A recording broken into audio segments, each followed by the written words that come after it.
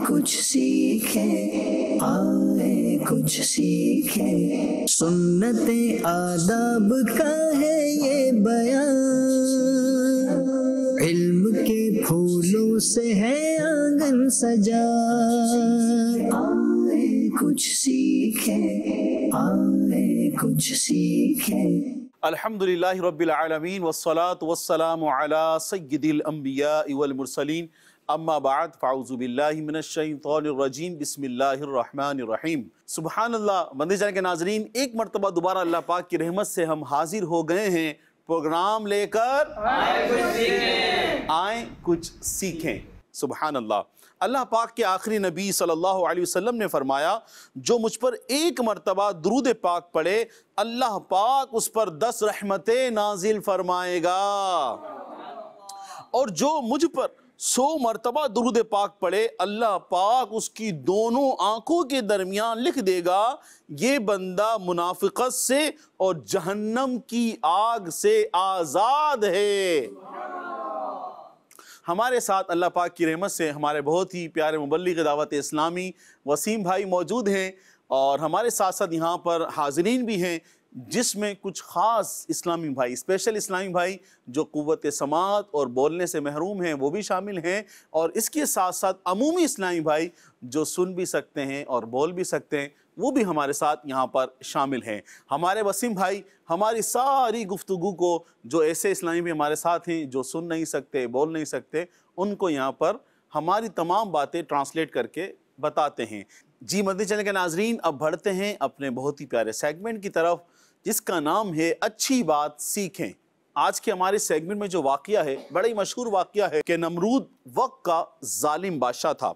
उसकी पूरी एक बहुत बड़ी सल्तनत थी, और ये बदबख्त खुदाई का दावा किए हुए था कि लोग इसकी पूजा में मसरूफ़ थे। इसके पास पूरी एक सल्तनत है, और दूसरी तरफ तने तनहा हज़रत इब्राहीम अलैहिस्सलाम हैं। ऐसे माहौल में हज़रत इब्राहीम अलैहिस्सलाम ने तने तनहा कलमा हक बुलंद फरमाया और लोगों को नेकी की दावत देना शुरू कर दी। अब नमरूद को ये सब कैसे बर्दाश्त हो सकता था?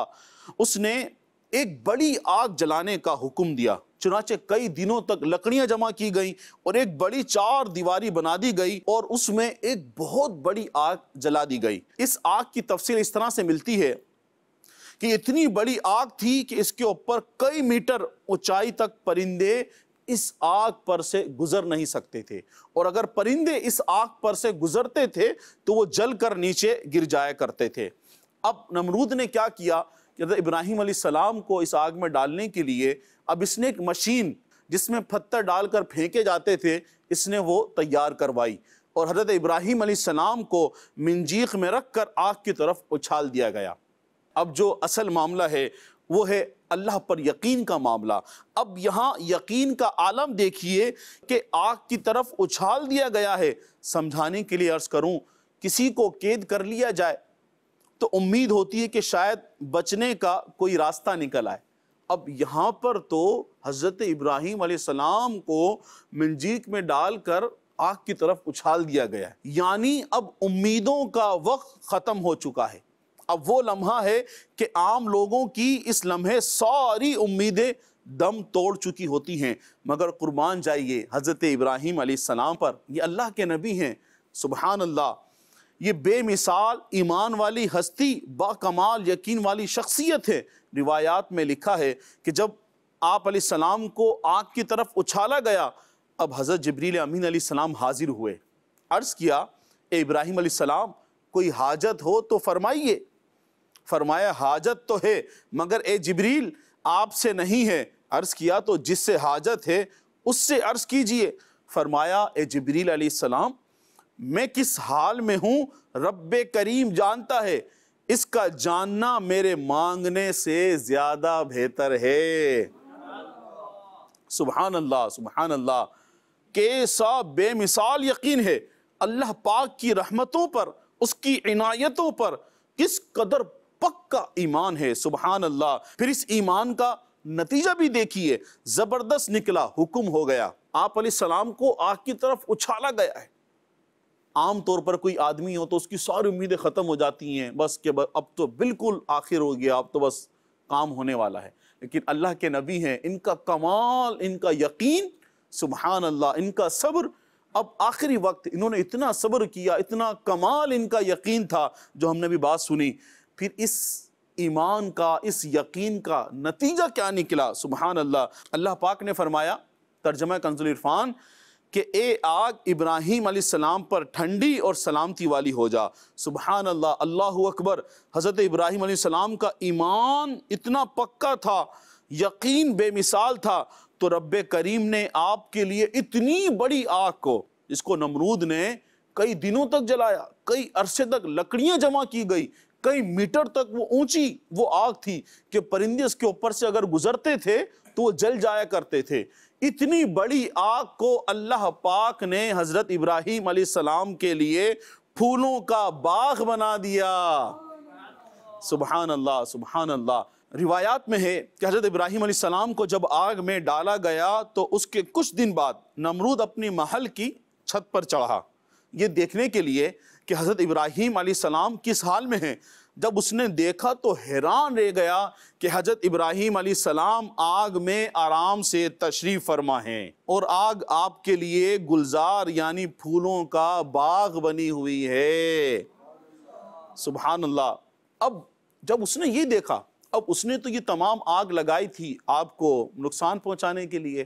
اب جب نمرود نے یہ سب دیکھا، اس کو لگا کہ شاید اس آگ میں کوئی مسئلہ ہے، یہ آگ ہی جلانے والی نہیں ہے.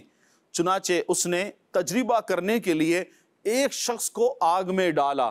جیسے ہی وہ آگ میں گیا تو فوراً جل کر راکھ ہو گیا. آگ تو اپنی طبیعت پر ہی تھی، آگ کا کام ہے جلانا، اور وہ جلا رہی تھی. جس طرح اس نے ایک بندے کو جلا دیا، جلا کر راکھ کر دیا، مگر ابراہیم علیہ السلام کے لیے وہ آگ گلزار یعنی پھولوں کا باغ بنی ہوئی تھی. سبحان اللہ، سبحان اللہ. آپ علیہ السلام کا یہ عظیم الشان معجزہ دیکھ کر کئی لوگ کلمہ پڑھ کر مسلمان ہو گئے. سبحان اللہ. بندی چینل کے ناظرین اور یہاں موجود حاضرین، ذرا ہم غور تو کریں اللہ پاک پر یقین کہ کتنی برکتیں ملتی ہیں، جس طرح سے ہم نے اس واقعے میں سنا. تو اسی طرح یہ بات سمجھنے کی ہے کہ بعض دفعہ ہماری سمجھ میں کچھ آتا ہے یا نہیں آتا، ہماری چھوٹی عقل کسی بات کے تہہ تک پہنچ پاتی یا نہیں پہنچ پاتی. جو بات اللہ اور رسول نے فرما دی وہ حق ہے. وہ بات کیا ہے؟ حق ہے. بعض دفعہ ہم سوچتے ہیں نہیں اس میں کیا لوجک ہوگی، اس کی حکمت کیا ہوگی، یہ ایسے کیوں نہیں ہوگا، یہ ویسے کیوں نہیں ہوگا، ایسا کیوں نہیں ہو سکتا. مگر ہمیں یاد رکھنا چاہیے ہر حال میں کہ جو بات اللہ پاک اور اس کے رسول نے فرما دی وہ حق ہے. اگر ہماری سمجھ میں کچھ نہیں آتا تو ہماری سمجھ کا قصور ہے. اس لیے ہمیں یقین اپنانا چاہیے. یقین کامل کی بہت ساری برکتیں ہیں اور انشاءاللہ وہ برکتیں ہمیں ملیں گی.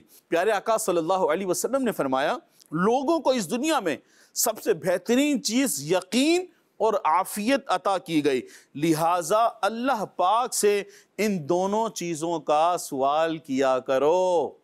سبحان اللہ. مدنی چینل کے ناظرین، آپ نے یقین کی برکتیں بھی سنی، فرمان مصطفیٰ صلی اللہ علیہ وسلم بھی سنا. اسی کے ساتھ ہمارا یہ سیگمنٹ ختم ہوا.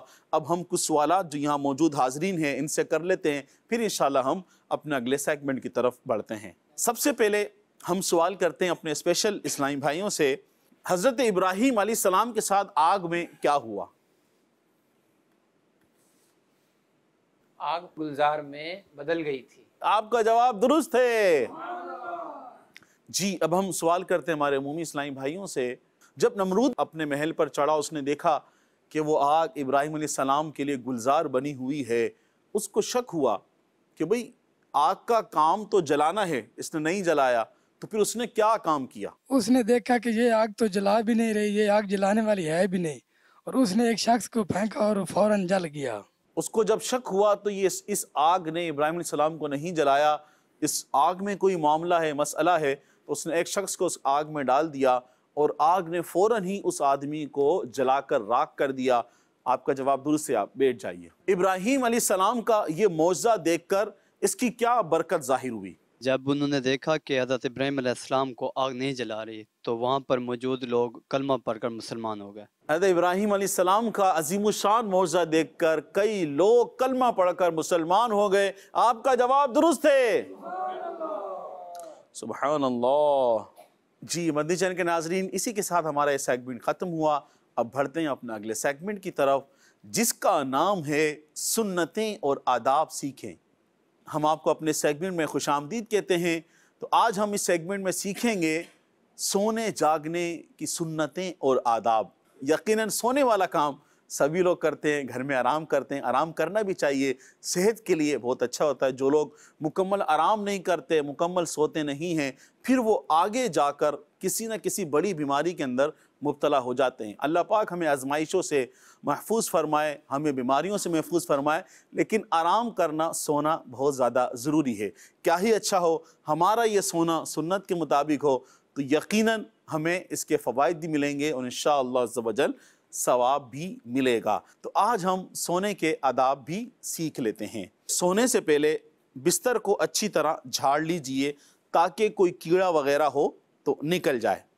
سونے سے پہلے یہ دعا پڑھ لیجئے، اللہم بسمک اموت و احیا۔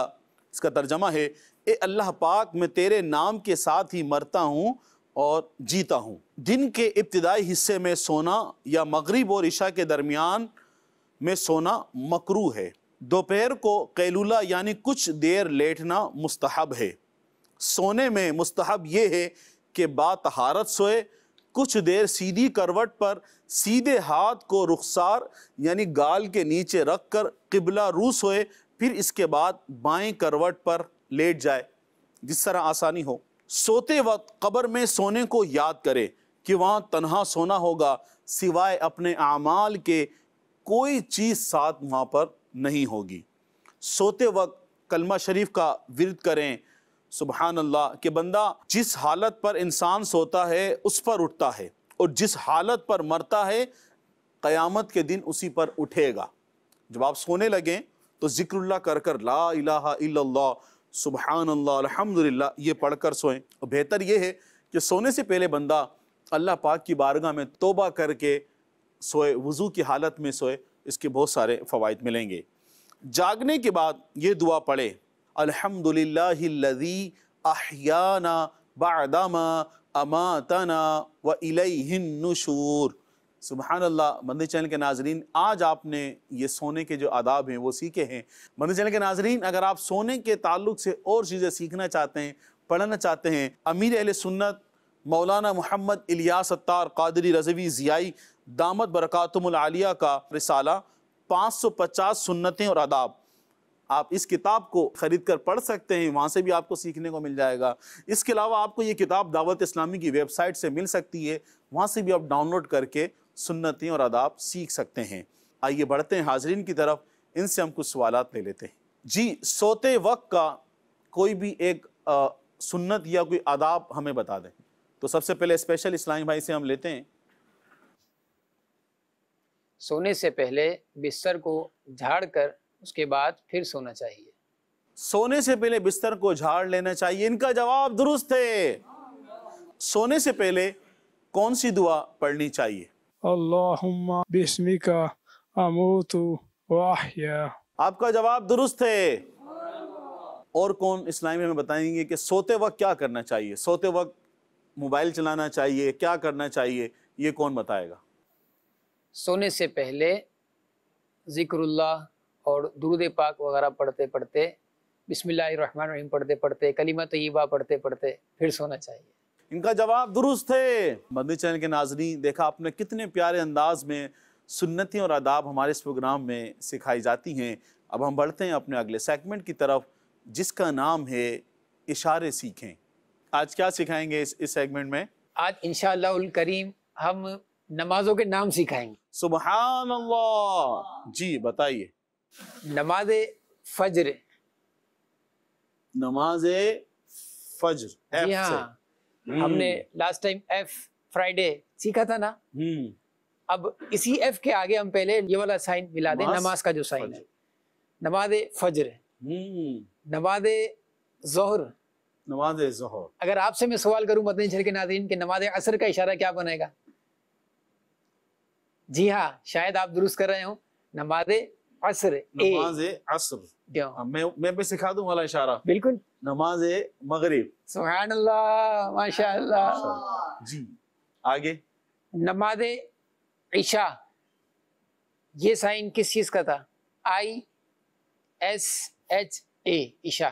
شارٹ فارم میں نماز عشاء. میں نے آپ کے سامنے مدنی چینل کے ناظرین ایک ایگزامپل کے طور پر ایک نماز کا پورا نام لکھ کر بتایا. اسی طرح اگر آپ چاہتے ہیں کہ آپ کو جو آپ نے ABCD پوری مکمل سیکھی ہے وہ آسان طریقے سے استعمال میں آ جائے تو آپ 5 نمازوں کے نام خود سے تیار کیجئے. سبحان اللہ. مدنی چینل کے ناظرین، دیکھا آپ نے ہمارے اس پروگرام میں جو آج ہمیں اشارے سکھائے گئے ہیں اس میں نمازوں کے نام سکھائے گئے جو کہ بہت ایزی ہیں.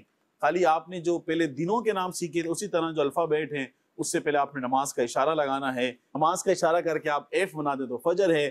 نماز کا اشارہ کر کے آپ Z بنا دیں تو ظہر ہے. سبحان اللہ. بہت شکریہ آپ کا وسیم بھائی، آپ نے ہمیں یہ چیز سکھائی. اب آپ نے ہمیں نمازوں کے نام بھی سکھائے. مدنی چینل کے ناظرین، اسی کے ساتھ ہمارے پروگرام کا وہ ختم ہوا. اپنا خیال رکھیے گا، مدنی چینل دیکھتے رہیے گا. صلو علی الحبیب. آئے کچھ سیکھیں، آئے کچھ سیکھیں، سنت آداب کا ہے یہ بیان، علم کے پھولوں سے ہے آنگن سجا. آئے کچھ سیکھیں، آئے کچھ سیکھیں.